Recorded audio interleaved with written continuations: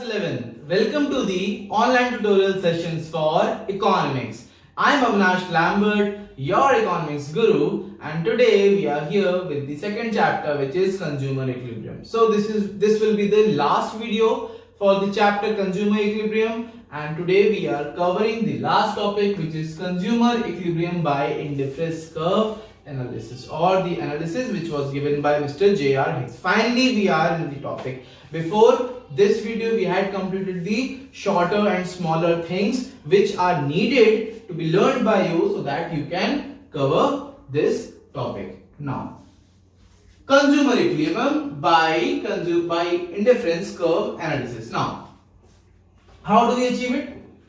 Or what is consumer equilibrium by indifference curve analysis?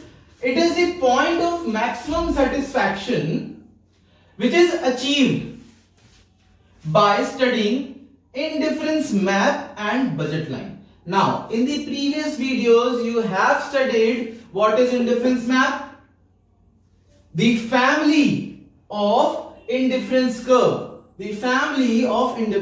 or where there are so many indifference curve altogether in a graph. So this is the indifference map. What is budget line? This is the budget line. This AB is your budget line. What does budget line shows? It shows all the combination of two goods which are under the budget. Exactly the same amount can be spent on those combination of goods. So this is the budget line. So with the help of indifference map and with the help of budget line, consumer equilibrium can be studied. Now, there are two conditions of consumer equilibrium conditions. Now, the first one is that the budget line must be tangent to the IC. Now, what does tangent means? You see here, this red line is budget line. Fine.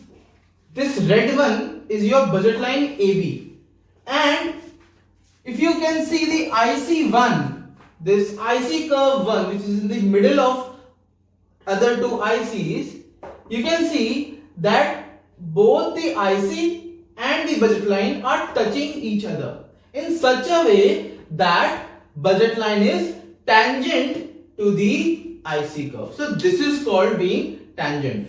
So budget line must be tangent. Therefore, we can say that the slope of IC curve must be equivalent to the slope of budget line. Or we can say that the MRS, I told you that MRS, marginal rate of substitution, is also known as the slope of IC curve. And what is MRE, or the ratio of prices?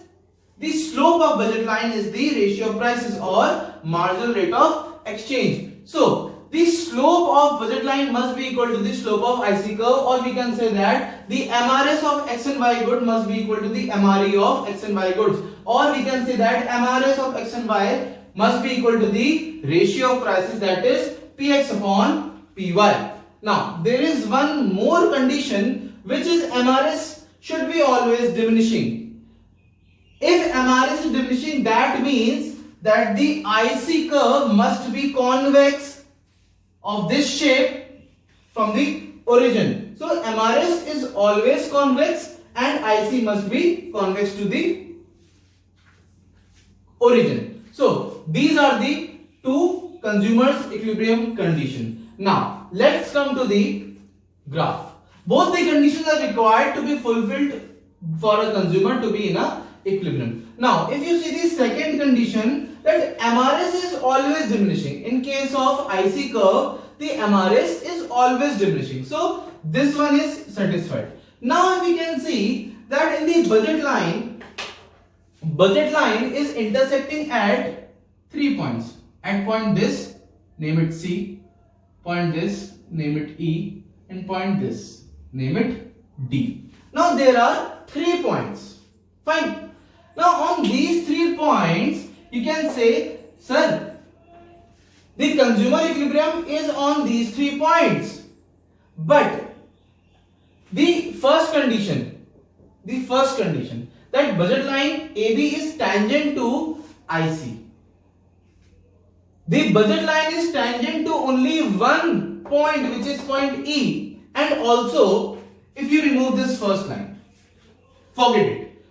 Read the second line. Higher IC represents higher level of satisfaction. We have studied in the features of IC curve that the higher level of IC curve gives the or represents the higher level of satisfaction. So these points C and D are on the lower IC and point E is on the bigger IC or the IC which is above the, name it IC2 and this one is IC3. So you can say that IC1 is greater than IC2 in terms of satisfaction. Fine, because you have studied the property of indifference curve that the higher IC represents the higher satisfaction. So instead of selecting these two combinations, the consumer will select this combination.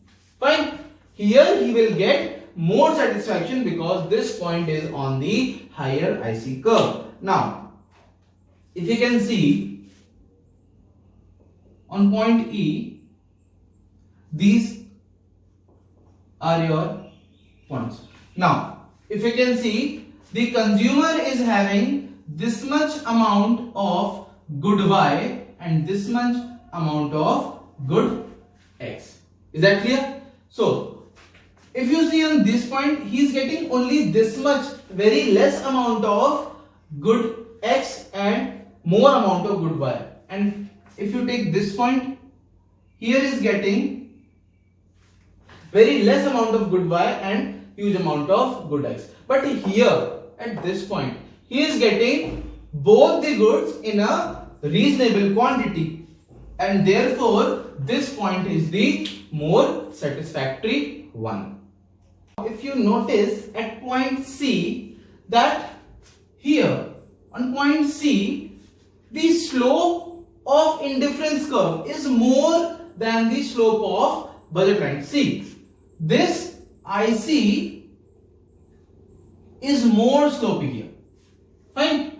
And this point shows that MRS of good X and Y is more than the slope of budget line. Therefore, this point cannot be the consumer's equilibrium.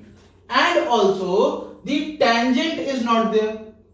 Intersecting. Fine. The slope of IC and the slope of budget line are intersecting each other. That's why it cannot be the consumer equilibrium. Now if you see at point D, here the slope of MRS is more than the, is less than the slope of budget line. See, the slope of budget line is more slopy than the IC curve. So this cannot be consumer equilibrium. Fine, this cannot be consumer equilibrium, and again, it's not the tangent. Budget line is not tangent to this IC2.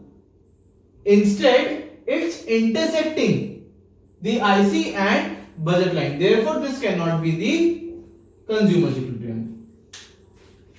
The consumer equilibrium can be point E because this IC1 and budget line is tangent to the IC1, and also the higher IC curve represents the higher satisfaction. Fine. And what about this IC? IC3.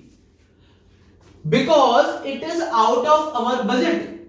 It is out of our budget. Out of budget. It is desirable but not achievable. Fine. It is out of budget, it is desirable. Obviously, any point on this IC curve is more desirable because of monotonic preferences. Fine. Therefore, this is desirable but not achievable because these points are above the budget line. Only the points under the budget line can be achieved. Fine. But the satisfactory, the point which is giving the more satisfaction will be available on IC2 because of the monotonic preference. We prefer more bundles of goods, and the higher IC gives the higher level of satisfaction. That's it. Now students, you have to write the explanation of this diagram. So let's read out and you can write it down in your copies. The budget line AB, fine, this red line is tangent to IC1 at point E. This is the point of consumer equilibrium where the consumer purchases OM quantity of good X and ON quantity of good Y. Budget line can be tangent to any one IC. This shape, this tangency can be achieved only on one IC curve, not on all the IC curve. Therefore, E gives the maximum satisfaction. Maximum satisfaction. Fine.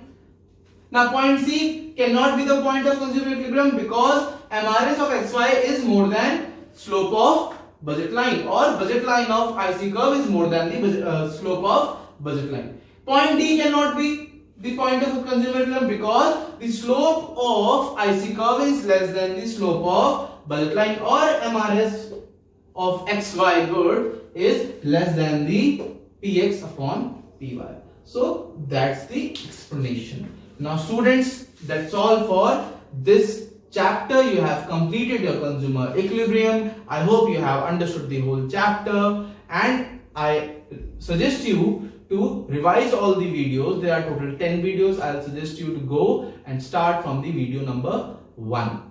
Now that's all for today's video. I hope you have understood the whole chapter. Stay home, stay safe, and see you soon.